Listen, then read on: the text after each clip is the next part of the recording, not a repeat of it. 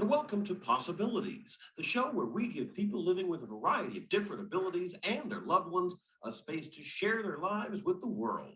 Thank you for joining us today, and here's your host, Danny Steeves. Thank you, Andy. Hi, everyone, and welcome to a new episode of This Possibility. Joining me today, I'm actually going to have a panel of guests, and the topic is transitioning out of pediatric care and into adult services after you turn 18, because I'm not sure if you are aware of this, but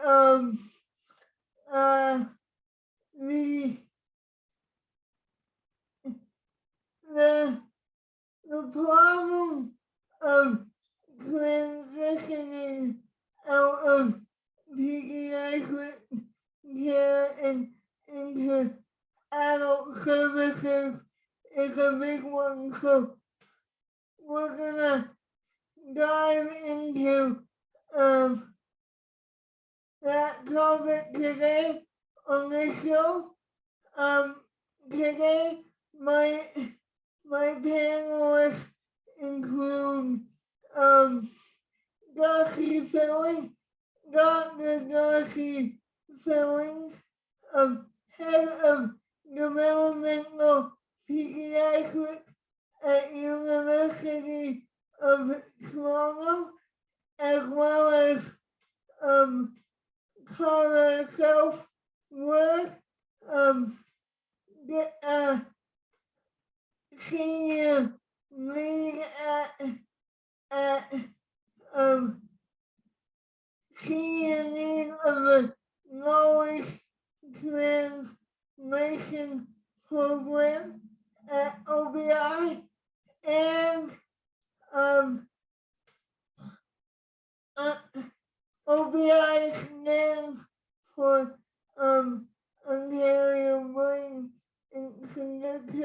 Sorry for the acronym there, but that was Ontario Brain Institute, or OBI for short.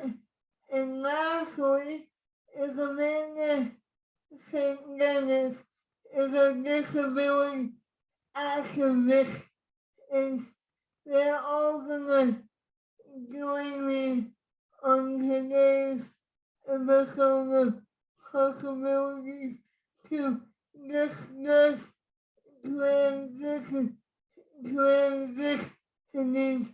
between disability, pediatrics, and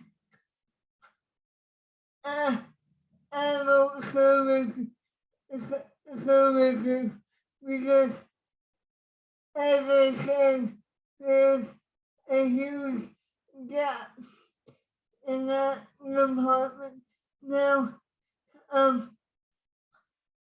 today's show is gonna be a little bit different than other shows, because I'm gonna let the panelists weigh in on their own comments if they want to. I will ask them questions along the way, but they are also gonna weigh in on what other people have said before them. And I might jump on the bandwagon of it and share with them my own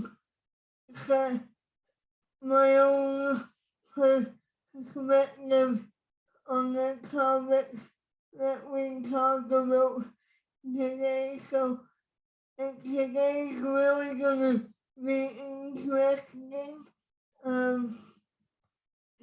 It it it might be a little bit longer than an hour, so I apologize if this episode is a bit long in advance, but I think you're really gonna um uh gain some valuable information in this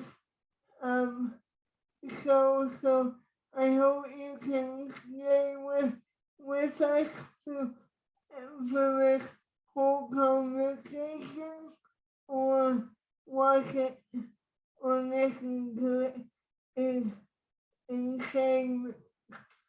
So grab a cup of tea or coffee and just enjoy this conversation.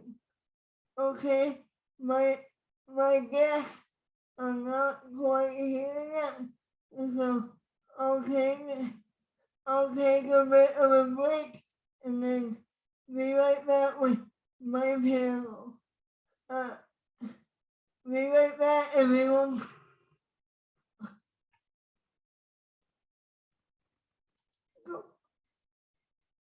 And welcome back to Possibilities. Joining me now is Amanda Dennis, disability advocate, Tara Self-Worth, senior need at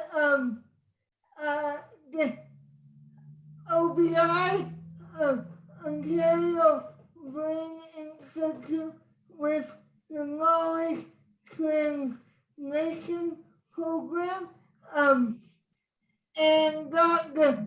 Darcy Fillings, head of developmental pediatrics at the University of Toronto. Welcome, everybody. Thank you for having us, Dan. Thank you. Yeah. So, Amanda, I want to start with you. And this is a big question. Where, when we talk about transitioning out of pediatrics, where do you think some of the barriers are in that regard? So Danny, you are very correct. That is a very large and very loaded question. I think the best way to highlight what some of the barriers are is to tell a little bit of my transition story. So I am currently 32 in exactly a week. I will be turning 32 in a week. And I'm still transitioning. And what I mean by that is I'm still trying to figure out adult healthcare, how to get meds that I need, how to get doctors to communicate with each other, how to find doctors. My dad was in the military, which meant that I moved around constantly. I moved around at least 10 times, including up until 6 years ago. And because of that, my medical records are fragmented, which means that I thankfully have copies of majority of them, but because of it, they're fragmented because doctors couldn't agree on diagnoses, they couldn't talk with each other because it was over provincial lines, territorial lines. So it involves me having to go back to doctors and give them all the pertinent information, but I'm the patient. I don't always know what the pertinent information is, which makes communicating a lot more complicated.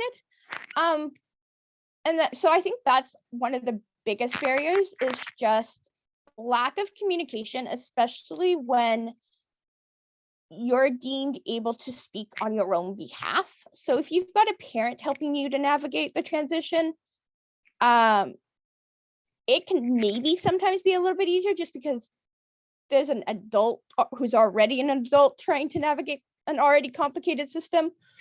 But when you're a child turning into an adult who doesn't understand the adult system at all, and you don't really have the support, the solid support of another adult, it can be really confusing. So I think those are the two biggest barriers. Is it's not, the transition isn't always directed towards the youth transitioning. Sometimes it's a lot of the work is either at the parent, or the child or the youth doesn't have the skills yet to help with transition. And then B, the lack of communication among everybody. And I mean pediatrics to adult, adult to adult, everybody. It may have made my transition a tiny bit better if people could actually talk to each other and not through me. Well, let me ask the expert here, Dr. Steeves, how can we close that gap that Amanda was just talking about? Yeah, so thank you, Danny and Amanda. Thank you for sharing your story. I might first also concentrate on the barriers before we jump to solutions, if that's okay, Danny. Yeah, go ahead. Okay, great. So, the first thing I will say is that, Amanda, I'm really not surprised to hear your story, and we hear it very commonly from many people who are experiencing what they call a big cliff, where they've been relatively well supported in pediatrics and then boom, falling off the cliff as you try to make that transition. The other thing we've heard from individuals with cerebral palsy and their families is that it's a super important priority. And, for as long as I've worked at Holland Bloorview, it's ranked up there in terms of priorities and how we can make the system better. So I do think it's such an important topic, and I know it really has meaning to people, particularly as they transition, but even before they transition, because parents in particular like to ensure that they're setting up their child for as much success as possible in adulthood. Yeah. One of the things perhaps I'll focus on, and then I can turn it over to Carla as well to comment on barriers, but from a healthcare provider, I'm a pediatrician, I think there are things that contribute to barriers. And one of them is the complexity of understanding the health conditions of individuals with cerebral palsy. And so it's not something that's easy to get a handle on as a healthcare provider. And you need to really have worked in the field for a long time to feel really comfortable.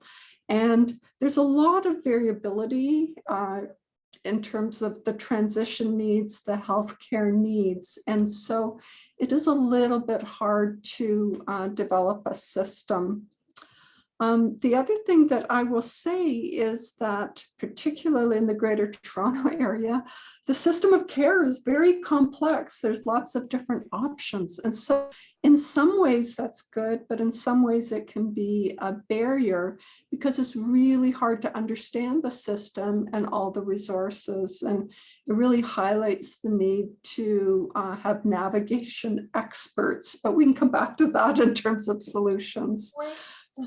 We definitely will come back to that in a moment, not the challenge, but I see Amanda has hand that they want to comment with Yeah, what? yeah.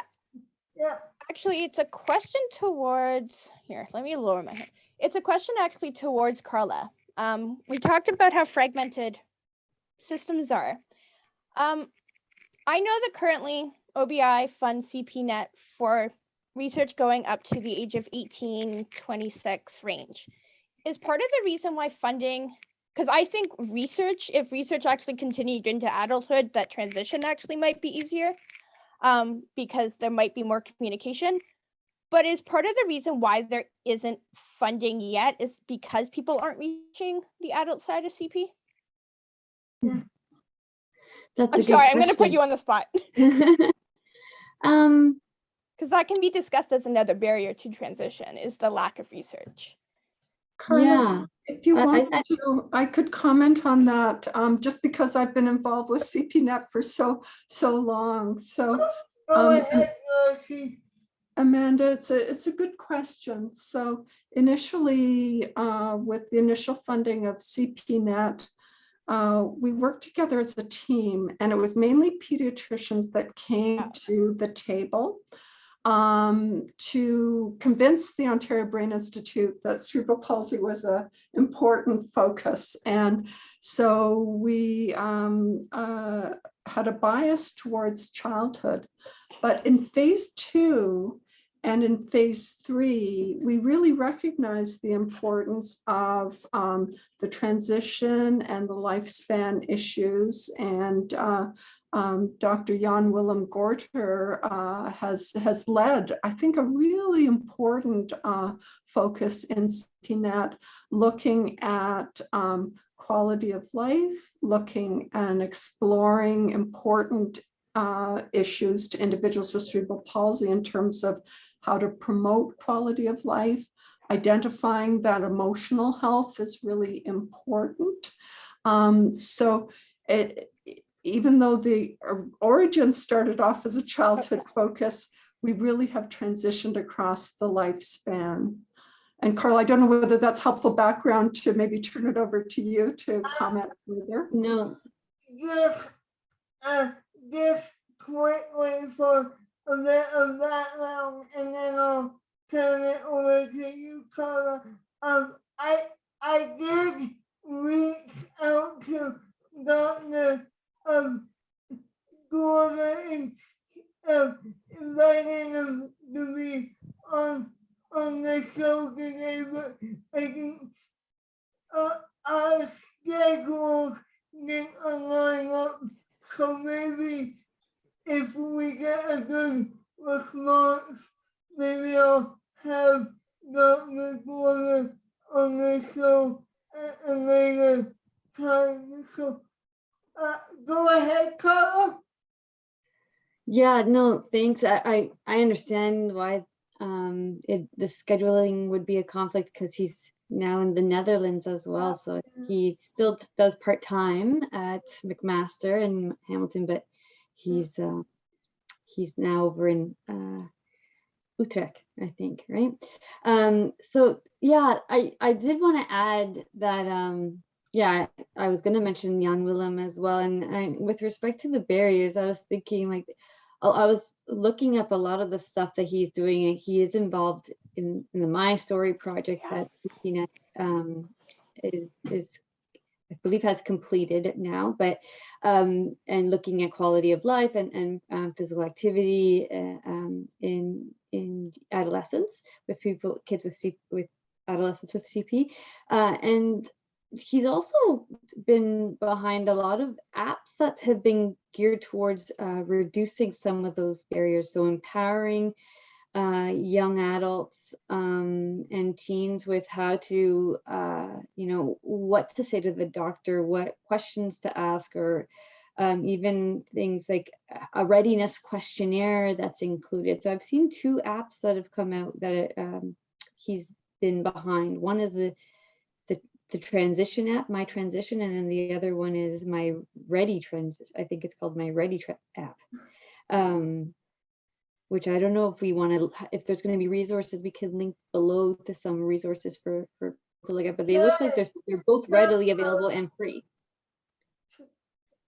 if you want to send me those resources, in the in in in the next few days, I'll make sure that in the comments, in the description of the podcast or the video as well. So yeah.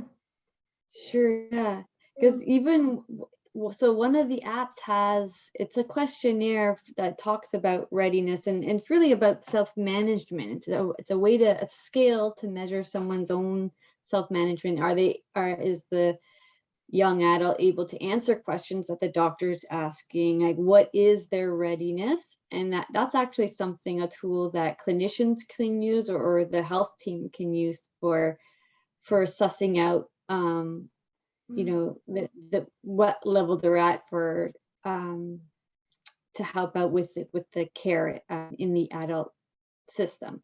So and that's something I know Young William's been trying to get recognized across Ontario, which would be really helpful, I think, when we're talking about barriers, is having something for the medical team to be using.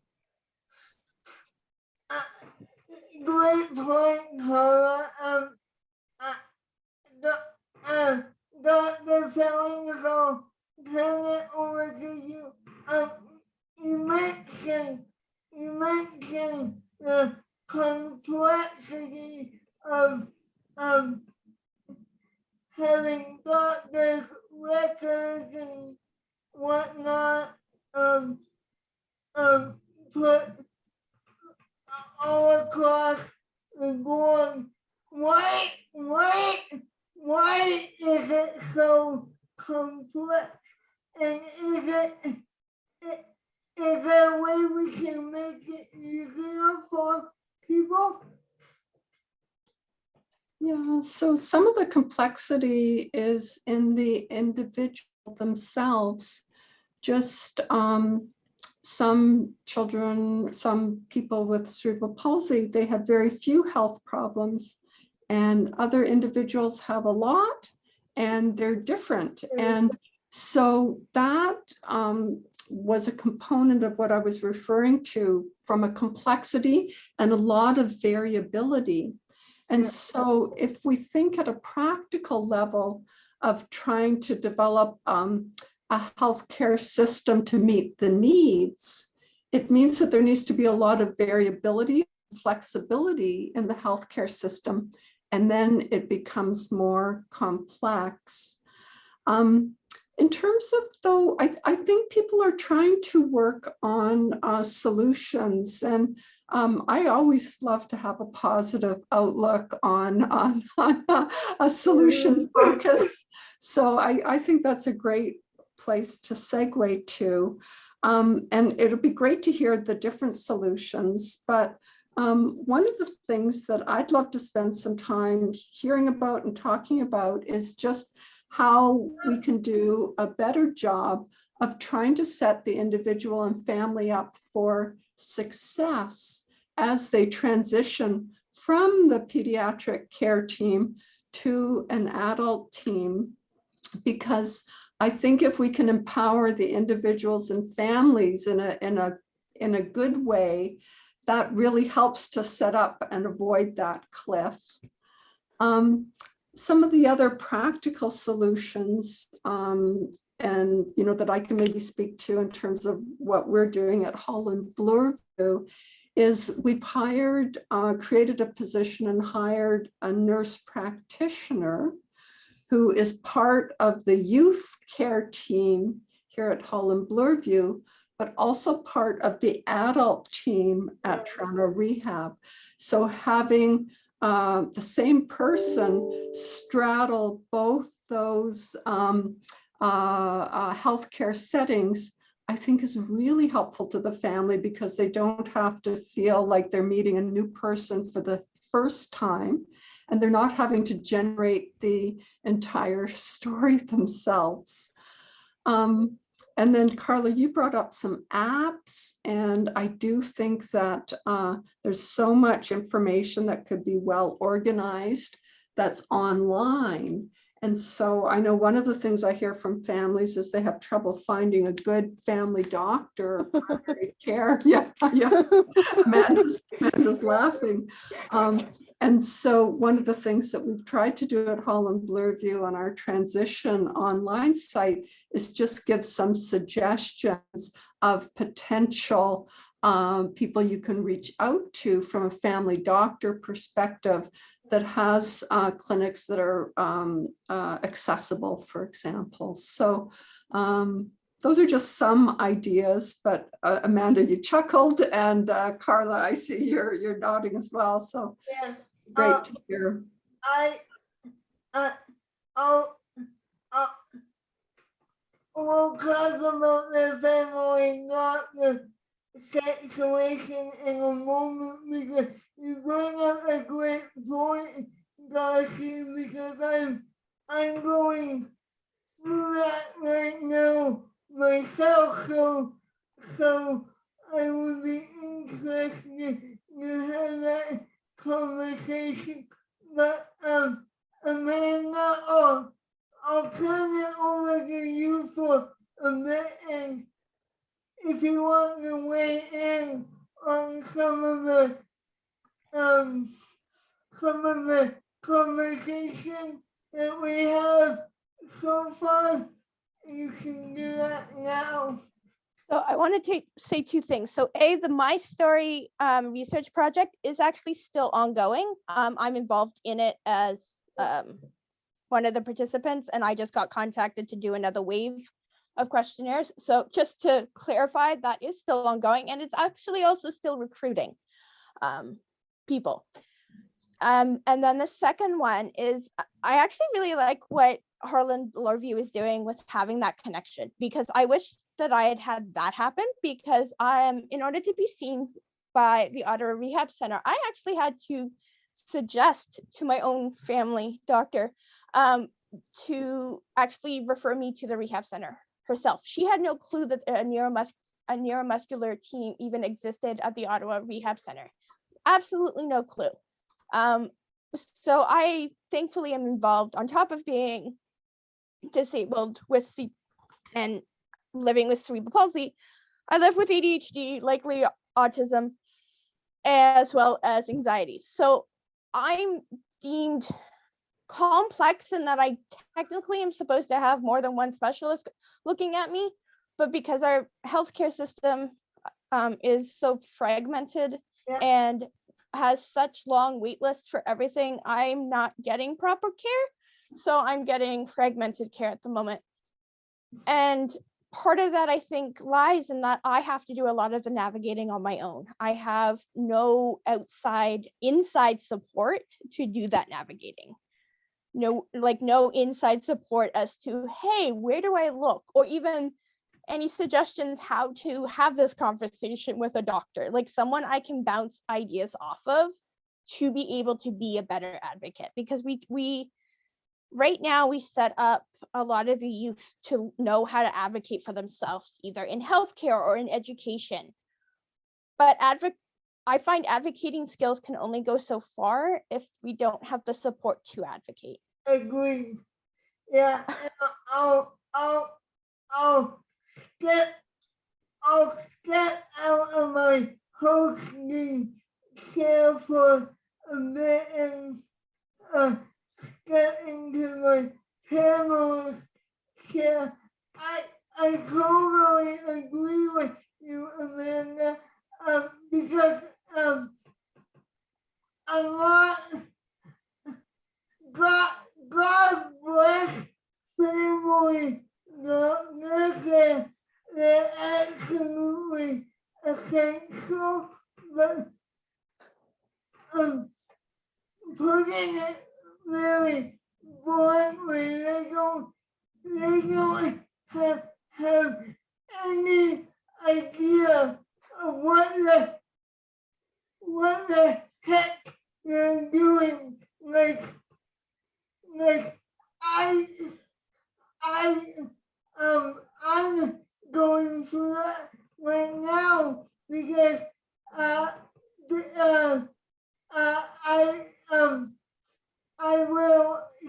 bit more about this later, but right now I am getting devastated from my family doctor because I just moved out of the area, so out of her patient area. So really, I am not supposed to be her patient anymore, and really, she never really took the kind of day for me anyway.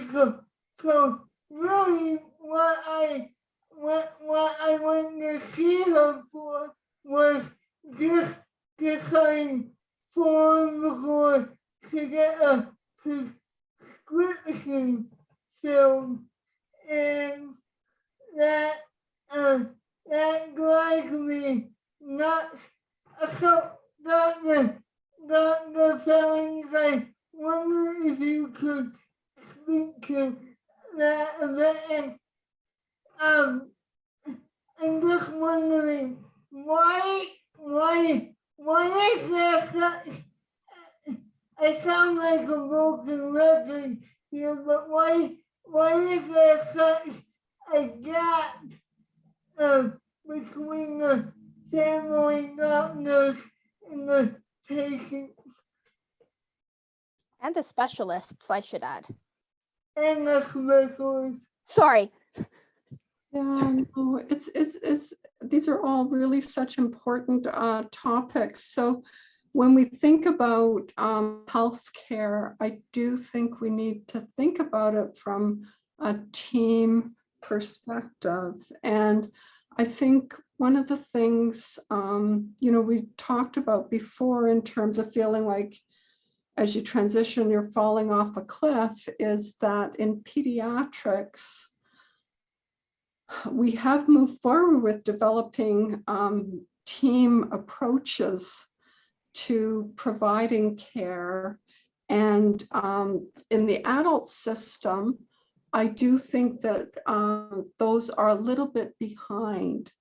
So when we think about, what might best meet the needs, it's really important to have a quarterback from a physician perspective or a nurse practitioner perspective that is going to assess and make recommendations around some of the primary care health issues that we all need care for and experience. But that family physician or nurse practitioner also can play a big role in terms of quarterbacking and linking to the specialists.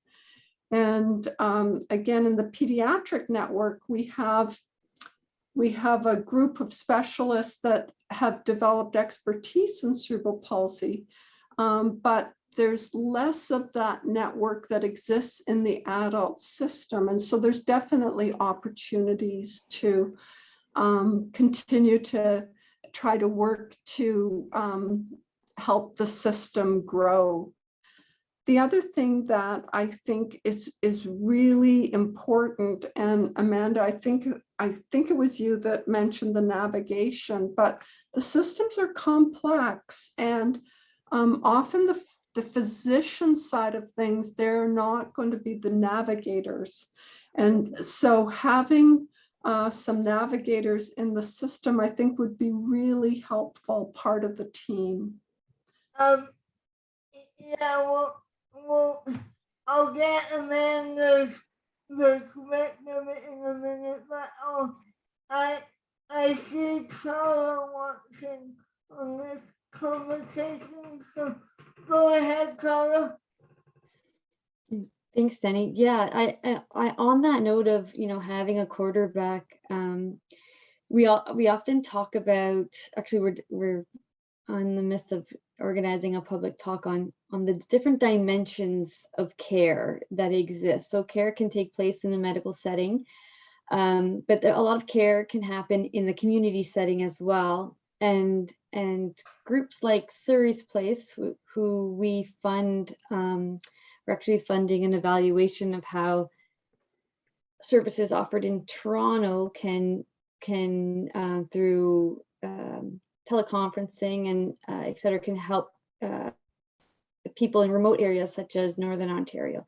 But they offer support transition services to help young adults transition into adult services. And I think that, you know, services like that are really important to help support, because they can, and to talk about them, because they do exist. And, you know, I think if we can utilize them and make them better, constantly improving them, then hopefully that could also help with the transition period.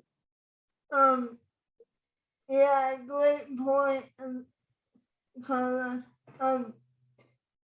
Amanda, do you want to weigh in on what was just said? It makes me wonder,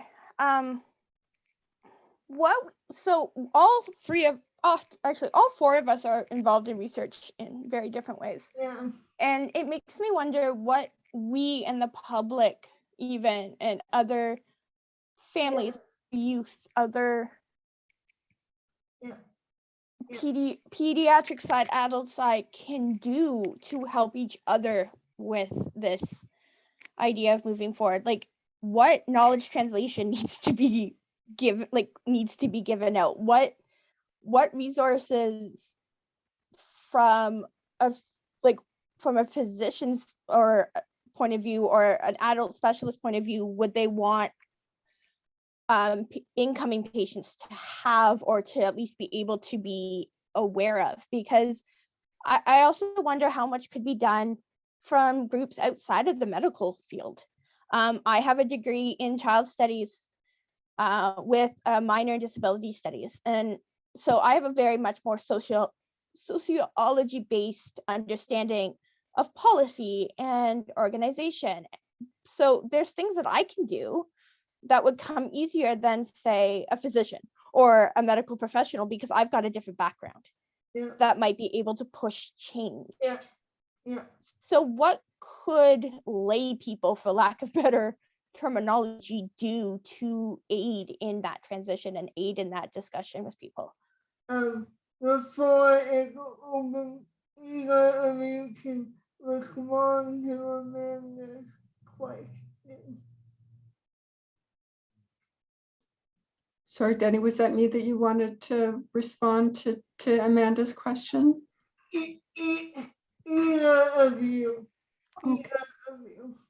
Yeah, no, I'm happy to jump in, and then Carla, it would be great to hear your perspectives as well. So Amanda, I really agree with you. When physicians are tasked to come up with solutions, they think perhaps sometimes don't have a 360 view. And so, you know, again, one of the things that Holland Bloorview that I think we've been on a fabulous learning curve around is the importance of partnering with different stakeholders, so that there's a process where there's a creative process where solutions are generated, and then there's a prioritization process where you know, the solutions are identified and prioritized, because you want to have a big focus, but then you want to gain traction in a focused way. And I think that's incredibly helpful. So your suggestions are really important. Again, from a local perspective, the transition work that was done in partnership with Toronto Rehab really was informed in partnership with individuals and families. And I think that's why it has been a successful model and has built some local success. I think what we would like to see is things percolating at a provincial and national level. And how do you jumpstart that process. Carla, do you want to weigh in on this? Yeah, I totally agree with engaging, the end users. For us, every product, every activity we've ever done, the best ones are always the ones co-designed with community members and patient members. So that I'm 100% supporter of. And both of you are on CPNet's stakeholder advisory committee and have a lot of power there as well when it comes to raising your voice in terms of what are your priorities. I know CPNet has been so receptive to that feedback, and quality improvement initiatives have been done as a result, or are currently ongoing as a result of that priority setting that stakeholders have done. So I think that's an excellent tool in your toolbox to exercise, and I'm so glad you're both on that committee. If I may, I just want to bring up a point here. Go ahead, Amanda, first. No, after you. After you, because I have a feeling we might segue together.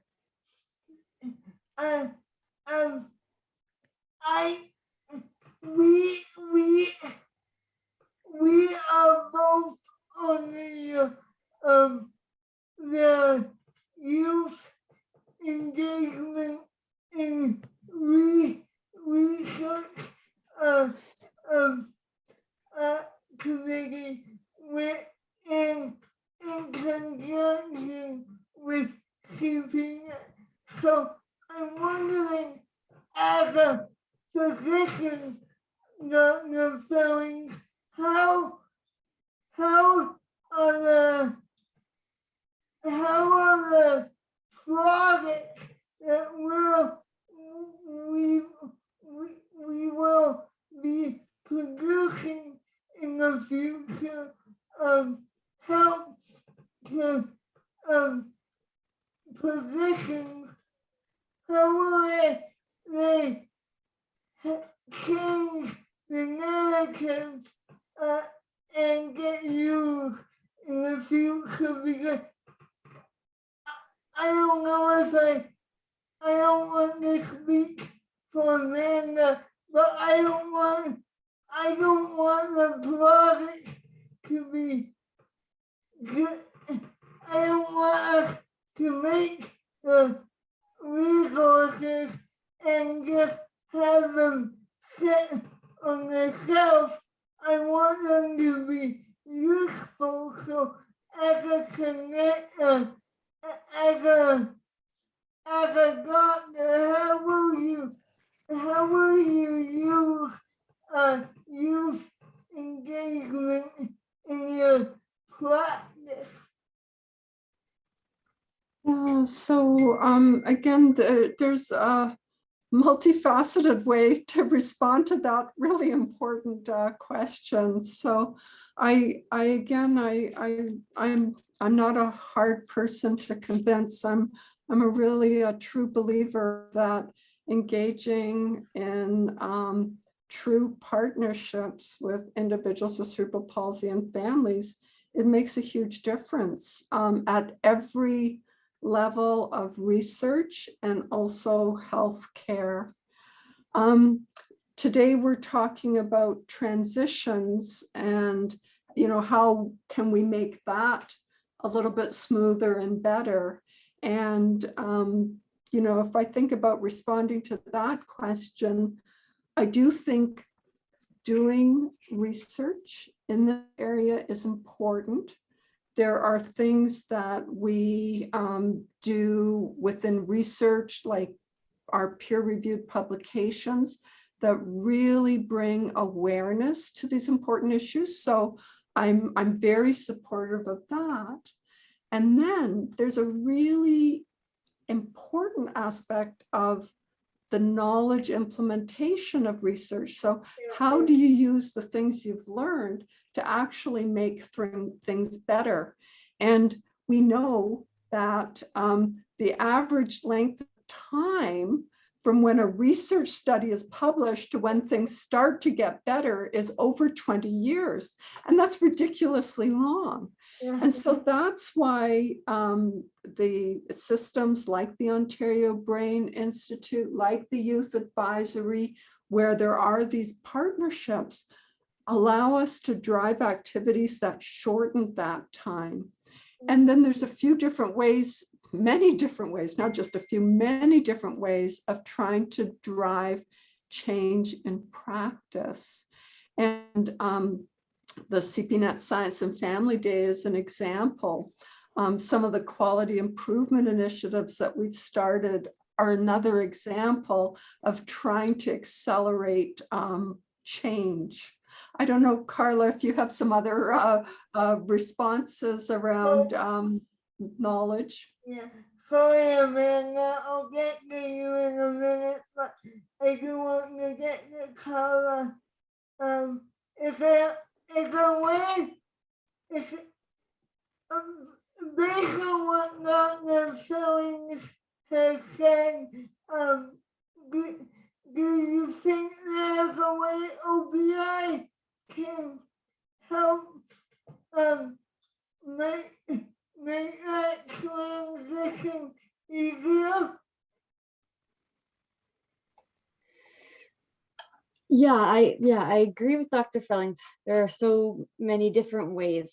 You know, and one thing that you know, we haven't necessarily, we've been talking a lot about cerebral palsy, but transition is so difficult for so many people with different types of disabilities and conditions, chronic conditions.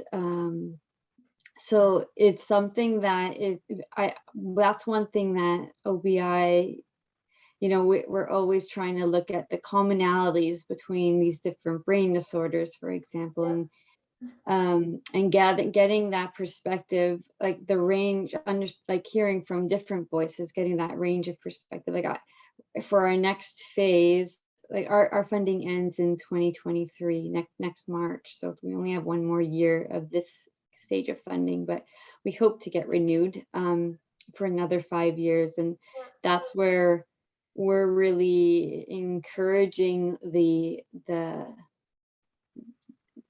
applications, that the ones that will come in, that they are multidiscipline and cross disorders, cross comorbidities, for example. So transition is something that it's a topic that really hits so many disorders, and I feel like that's one place where it could be an entire topic on its own, you know, and experts across Canada can really come together to make that a focus, if that was something that was of interest. Anyways, but yeah, I think there are so many approaches, and one thing that we are advocating for heavily as well is that whatever the application, whatever comes in, even if it is CP specific, because there's so much there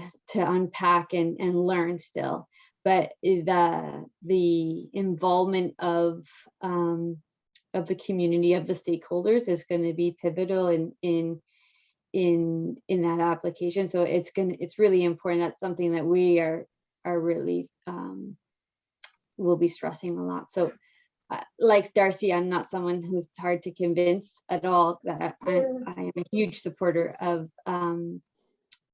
engaging people from the beginning. Yep.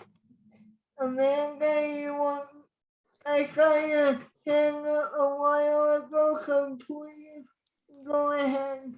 So you actually kind of segued directly into what I was going to mention. So as Danny mentioned, we are both involved in a research project funded with support from CPNet, as well as MyTax, as well as McMaster.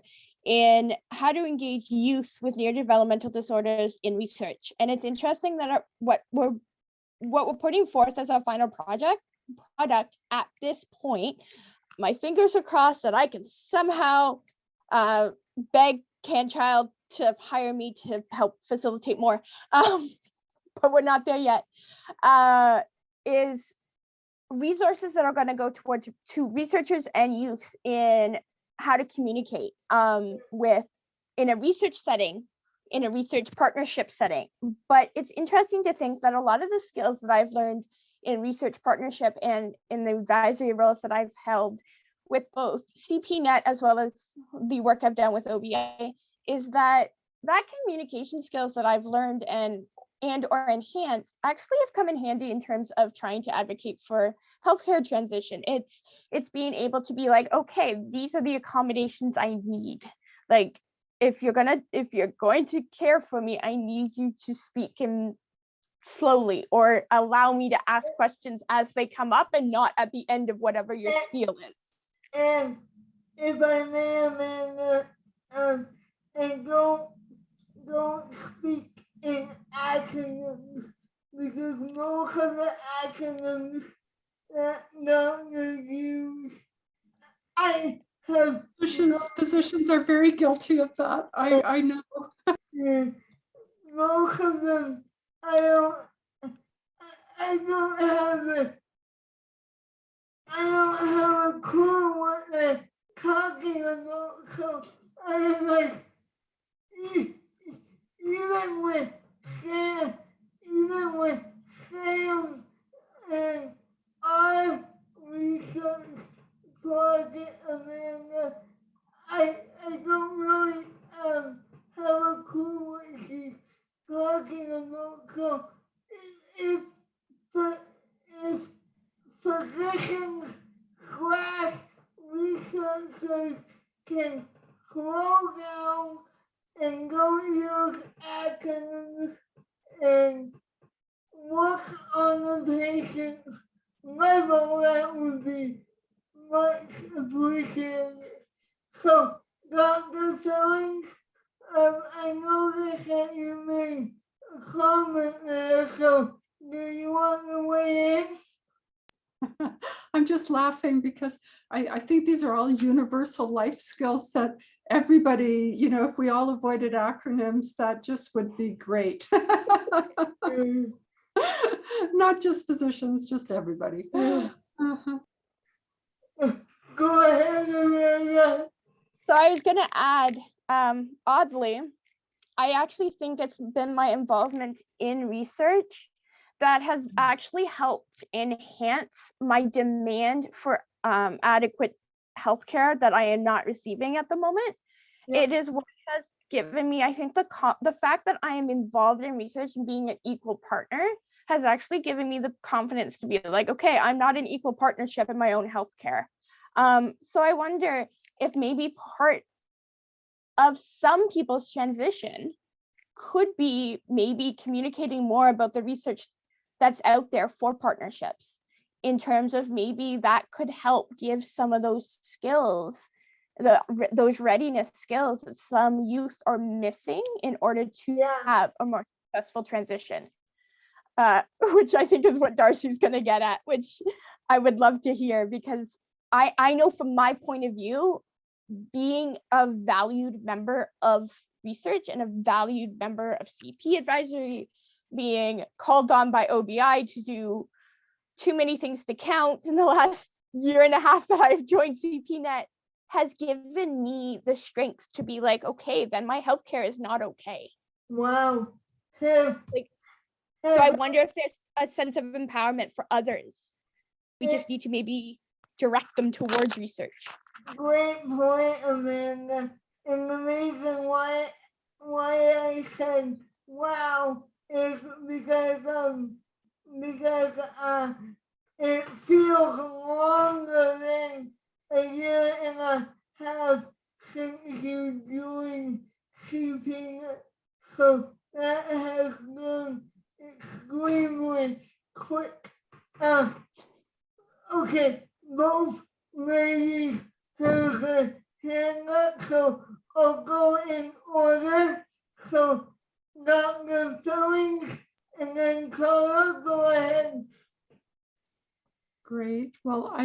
I just want to echo what Amanda is communicating, that participating and engaging, they're all learning opportunities. And so the skills that have been evolving in terms of the research is something that you're finding can carry over into healthcare, which is great. We talked about there not being the easy solution, and there needs to be a lot of activity from a 360 perspective, but I just also wanted to echo my enthusiasm in terms of empowering yourself. So learning skills to help to make the transition smoother for you. I just think it's really powerful because it puts you in the driver's seat. So when I look at our pediatric system, which is the one I sort of exist in, one of the things I'm really enthusiastic about are these coaching models, and trying to figure out how we can be better coaches to facilitate things that are great in terms of transitioning for healthcare. So providing some coaching around getting a medical summary together, for example, developing independent living skill courses, encouraging social activities and recreation. These are all really super important. And if we can start to do a better job in pediatrics, I think it makes that cliff a little bit less scary as we transition to adults. I have a question for you later, Dr. Fillings, but I want to get to Carla, so go ahead, Carla. It's okay. You can ask it. Don't worry, and then I'll come back. I just wondering, in terms of family doctors, I know you're not a family doctor necessarily, but in terms of family doctors, how can we, as disabled individuals, how can we let our family doctors know what that it's okay to engage with us, because there, for a lack of a better term, and sure Amanda can weigh in on this as well. For a lack of a better term, they are always afraid to deal with us or do anything medical with us. They always refer us to specialists. So my question is, how can we close that gap a little bit more and have the family doctors look at us, not necessarily the specialists, and let the family doctors do what they're paid to do? Yeah, so again, there's no easy solutions, but one of the things that I think is really important is to make sure that you have a family doctor that is involved before you start to transition into adult services. So one of the things that we try to do, sometimes it's a pediatrician that's doing the primary care. One of the disadvantages of that is that the pediatrician often will transition at 19 years. So when I'm working with youth, I want to make sure that there's a family doctor that is involved, because it really helps with that transition. So if it can start in the youth age range, that's really helpful. The other comment that I'll make is that sometimes working with the family doctor who's part of a family healthcare team is also really helpful, because in that healthcare team, in addition to the family physicians, you often will have some social work or case coordination that can help to provide coordination and linking. And then there's always education. I do think there's a big opportunity, and I think family physicians are really keen to learn about some of the special health aspects of caring for someone with a physical disability. So those are a few ideas.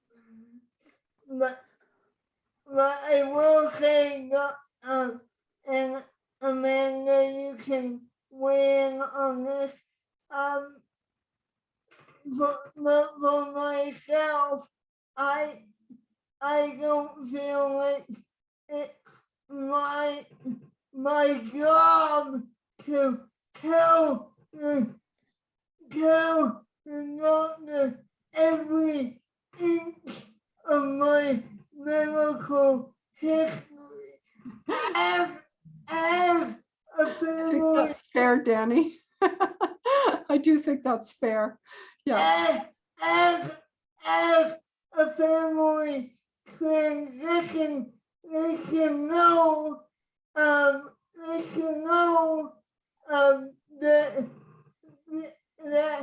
they may run into somebody with a disability, so they need to educate themselves in how to deal with that individual and not just brush us off like we don't matter, which that is which I think a lot of family doctors tend to do. So Amanda, I'm wondering if you wanted to weigh in on what I just said. So exactly what you just said, Danny, is which Dr. Fellings has also stated, is that I think in the greatest, so the whole idea of transition is a very multi-loaded question that could be a university thesis all on its own. I've had this discussion with numerous people in different avenues of work, but I think the biggest thing that I think our healthcare system on the adult side is missing, and I'm unfortunately currently dealing with the consequences of, is the idea that of flexibility, which I know Dr. Fellings has stated, like the more flexible you are, the easier the easier it is to try to transition, because you're being open to different possibilities. But it's also the adaptation of adult medical to often try to lump everybody with one disorder in with everybody else. So both, case in point, both myself and Danny have cerebral palsy, but both of our cerebral palsy exhibits very differently. So I, for example, don't have as big difficulty with speech, for example. You can only hear it on a couple letters, but yet my family doctor unfortunately compares me to a child she knows in her life who has much more involved issues, is in a wheelchair full time, has very little movement, and that's how she treats me. So I think we need to start having not even just the basics, but I think there needs to be more partnership between primary, like pediatrician, and adult, in just terms of the basic skills that pediatrician side seems to have learned, and that's we need to be flexible and not assume that everybody's the same, because adult services doesn't seem to be on the same wavelength of care, needs to be individualized. I You just kind of get shoved in boxes. yeah, I want to ask Dr. Fellings about that. Like, how is there a way we can address that issue and so it doesn't happen anymore? That Danny, there's no easy answer to that one. It really is a process, and there needs to be people working together to try to change the system in a positive way. But as again, I don't want to speak for my other colleague on this panel, but as a person with a disability, sometimes you get tired of advocating for yourself, and you just want a bit of a break. So how can we make that transition more smoothly? Dr. Fellings? Yeah, so I know we've been talking about some of the solutions over the past hour, and I might swing it back to sort of our CPNet stakeholder group. And, wouldn't this be a great topic for our next meeting? And, why don't we generate some ideas? So one of the things that pops into my mind is I know that there is a family physician conference that occurs on a yearly basis, and perhaps we could get together a panel and apply and see if we could get on the program. So there's a little idea. I see, Amanda, you like that idea. Sorry, I seem to be the person everybody goes to for panels. So hi. But on that note, I also unfortunately do have to leave. I only set time till 3:30. Yeah. I'm currently using my brother's office. Yeah. So I do have to, I unfortunately do have to leave. So yeah, I understand this episode has gone on pretty long, but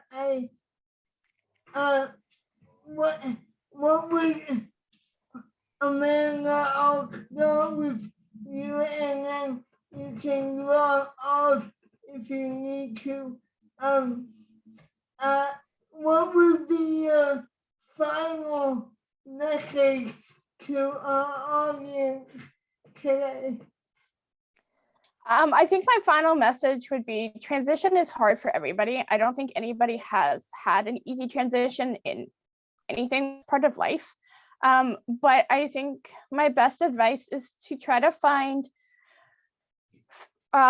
doctors that actually get it. I thankfully lucked out in that my rehab doctor actually gets it, and gets that I'm having more difficulty. Like she threw in an extra appointment 2 months ago because I called going, I need help. And I was scheduled for May.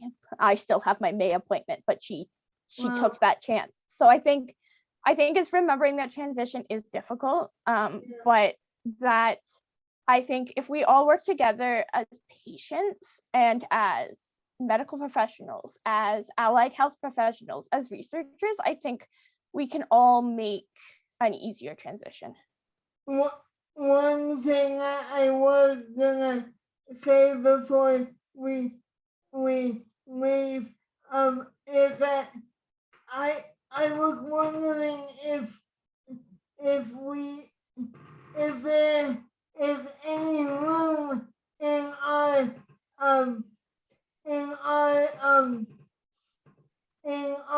healthcare system for like a partnership program where if a doctor has a patient with a disability, if they could, if that patient could be paired up with some some somebody with that disability and have a so they don't feel like they're alone in their in in their health care journey, if you understand what I mean. So Dr. Sellings, do you want to comment on that? I think there's lots of opportunity and power and partnerships, Danny. So definitely like that idea. Yeah. So we're running a bit short on time here, as you can tell, but to both of you ladies, what would be your final message?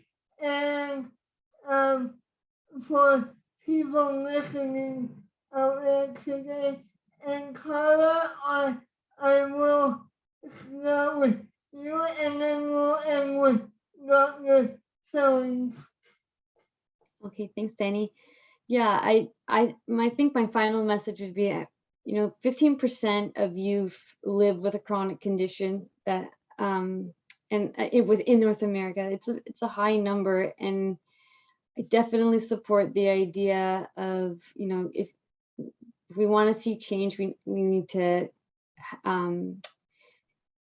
act and work with the end users, with the youth in mind. So I really see I'm a huge proponent for doing those partnerships and understanding what those needs are so that we can help. So thanks so much, Danny, for inviting me today. No problem, Carla. Thank you for joining us today. Dr. Sellings, last word to you. I think my last word is, one of hope and teamwork and putting energy into things that you feel need to change. And I think that's something that I also really enjoy, and a lot of people enjoy, is working together to try to make things better. So I look forward to continuing to be part of the team that is trying to make transitions a little bit easier. And Yeah. Danny, thank you for coordinating the panel today. No problem at all. And for my audience out there, I know we ended kind of on a cliffhanger, so maybe what I'll do is have a part 2 of this, and Dr. Sellings, if you would like to come back and talk a bit more about this, and then maybe we'll have some other guests with you. That would be awesome. So thank you for joining us today.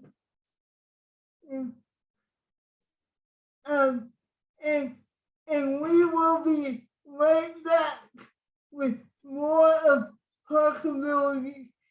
Stay tuned, everyone. Wasn't that a great conversation? And great ideas that our panel gave today. So, like I said, if you want to get in touch with me at the show, my email address is possibilitiesshow@gmail.com. and I will be happy to hear your feedback on this episode, and trust me, we will have a part two to this at some point, so I will keep you posted on that. So let me know what you want to hear, and I'll do my best to make that happen. So again, if you want to get in touch with me here at the show, my email address is possibilityshow@gmail.com. So until next time, keep a gift out of disability, and we'll see you next time. Bye for now, everyone.